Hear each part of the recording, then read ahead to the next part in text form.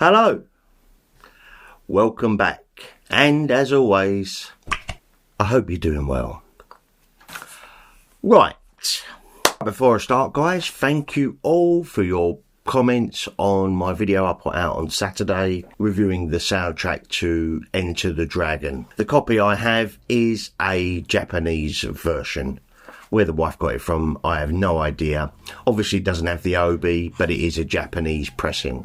So I'm glad we cleared that up. Now, I had plenty of comments on this. I got asked why on the 25th anniversary CD was Bruce Lee's War Cries omitted from the main theme.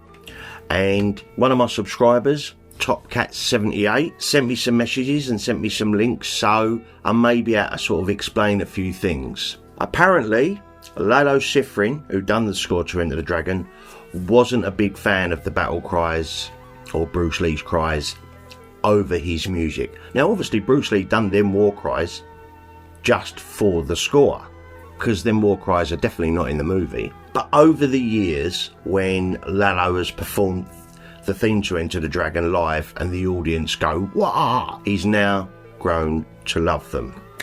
Right. Now, as I explained in the video, that the KFG has said that Bruce Lee never actually watched the movie with the music in it, but did Bruce Lee actually ever hear the score? Well, TopCat sent me a link, and I will, if I remember to do it, you know what I'm like, I'll try and link it down below, where Lalo Schifrin says he did. Bruce Lee came to his home. Bruce loved the music. He absolutely loved the music. And Bruce Lee was saying, "What exercise are you doing at the moment?" And Lalo said, "Playing tennis." He went, "You must do martial arts." So he set up a dojo in his big house, because Lalo had a pretty big house at the time. He acquired Groucho Marx, you know Groucho Marx? He acquired his home, and Bruce Lee visited and gave him a free lesson. I mean, how cool is that? And after, when Bruce Lee went back to Hong Kong, one of Bruce Lee's students, apparently he says a Hungarian, carried on teaching Lalo martial arts, and he ended up becoming a black belt. So yeah, so I hope that sort of clears up a few things. I found it quite fascinating. At least we now know that Bruce Lee did hear some of the music, at least, to this brilliant soundtrack. So that's why it probably was omitted from that version. But I'm not worried about it, really, because we have both.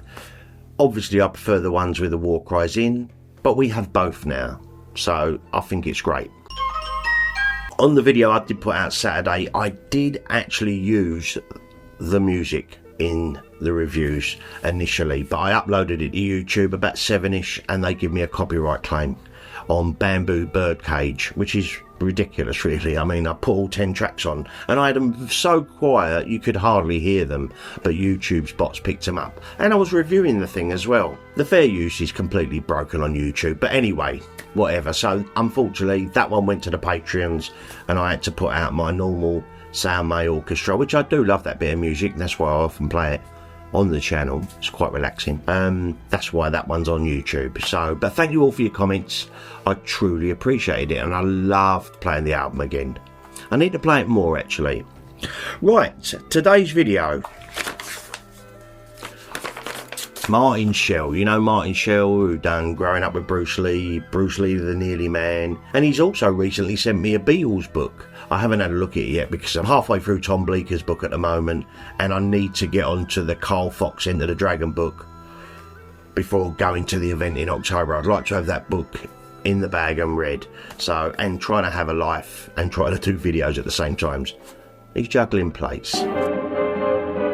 Martin sent me a message saying that he's just recently purchased the whole lot of Kung Fu Monthly magazines. Yeah. Well done, Martin. I hope it didn't break the bank too much, because they're quite expensive nowadays. I mean, there was 79 issues of it. I think when it first started, they was 20p each. They are not 20p each now. So anyway, I said to him, I've been thinking about doing it again. I had them all back in the early 80s, every single issue, but I've been on the fence about collecting them. Well, Martin said, well, I'll just send you my old ones. They're in all different conditions, and that's why Martin went out and bought the complete collection. I bet you're having a blast going through it and going down memory lane. So I thought, I'd open up, have a little look what we got, and we will see if I'm going to go forward and collect these or not.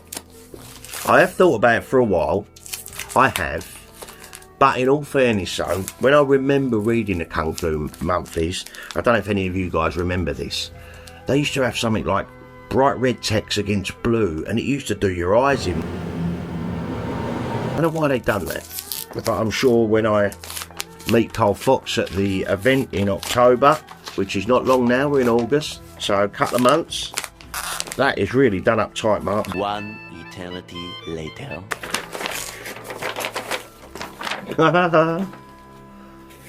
How brilliant is that? Cornflakes.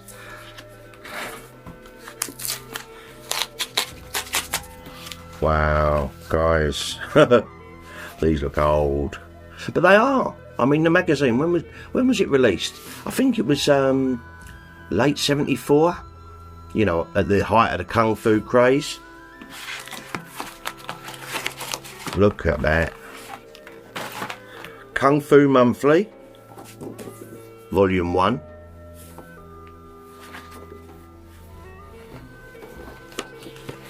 Can't even remember what poster was in this one now. No. Can you see that one there? I don't know if you can see it. Bruce from Enter the Dragon. The thing is, you don't really want to open them up.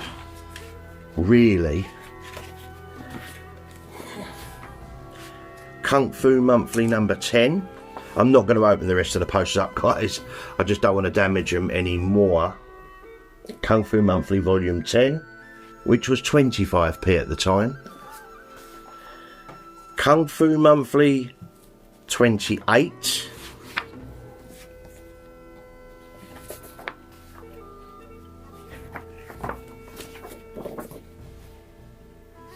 $31, and finally 33. Brilliant picture of Bruce from Fist of Fury. You can see they're quite old though. So apparently Kung Fu Monthly was only set to last 6 months, and it went on for 10 years. It lasted a decade, and it is the biggest selling in the world martial arts magazine dedicated to Bruce Lee. Now the question is, do I collect them? Do I carry on collecting? Or like I said, Martin has started me off now and I've got 5. Do I get involved and start picking them up? I mean, I could put out a video monthly and see what ones I've picked up to start the collection. I have thought about it, but also there is another option if you want to read the text and you're not too worried about the posters. I mean, my ones was literally hanging all over the walls. They really was. So I'm probably going to do it, and I am going to start doing it. It could make some fun videos, just once a month, put out what I've picked up Kung Fu Monthly wise. Like I said, there's 79 to get, so there's still 74 to collect. Or do I go the route, I mean, I'm going to probably get these anyway when I go to the event in October. The Kung Fu Monthly Archive series, which has been put down into books. So that means you haven't got to keep opening them and shutting them, because these are so old now. Every time you open them, you can get a hole. You'll improve the crease in it. So I may start collecting them. I may, but I'm definitely going to pick up the Archive series books. I think there's volumes 1, 2 and maybe 3 available. I know there's definitely 2 out. I'm not sure if number 3 is available. Or do I do both? Do I get the... I'm going to get the Archive series anyway. I think they look really nicely done. Carl Fox has done a great job on them. But I am tempted. So, something to ponder on. I'm probably going to do it. I mean, there's plenty of them on eBay, but some of them are ridiculous money, and there are some that are so rare now. So, well done, Martin, on getting them all. I hope they're in good condition. I know you had a little look through to make sure they was all there, and I'm glad they were. You're going to get the odd one with a pinhole in the corner. You are, because we all got out the drawing pins and put them all over the wall. So, yeah, I thought I'd just do a little bit of a fun video today, guys. And it's left me with a little bit of a conundrum. which I probably am going to get involved in. It could make a bit of fun collecting them again, and it could make a fun video once a month showing you which ones I've picked up. The wife's going to kill me. Right, that's it for today. Just a little bit of an easy, chilled out video, and to say thank you very much to Martin Shell for sending me these. Just holding them in my hand takes me back. It really does. I often see them online, but to actually hold them in your hand and see Volume 1 with 20p is hilarious. Thank you very much for that, mate. I really do appreciate it. And I will put them in clear bags and probably not open them. But yeah, it's interesting that you can get the Cold Fox books and read all the articles and all the text within. Looking forward to picking them up. But I was going to buy them online, but I think I'm going to buy them at the event. Maybe get Cole to sign them for me. Bit of luck. Right, so before I go, it's Monday today. Tonight, I'm on the Kung Fu Genius podcast, so keep an eye out for that, guys. Hope it goes well. Never been interviewed. Well, I have been interviewed before, but not going online, so hopefully it'll come out okay. Thank you for all the comments on my Enter the Dragon, and I'm still getting comments on the DVD Vision article. Thank you, thank you, thank you. If you like this sort of thing, maybe give it a thumbs up and subscribe to the channel. It doesn't cost you any money, and it really does help this channel grow. Also, before I go, I'd like to thank my patrons. Have yourselves an amazing week, guys. Much love. And I'll be back with another ramble real soon. You take care now.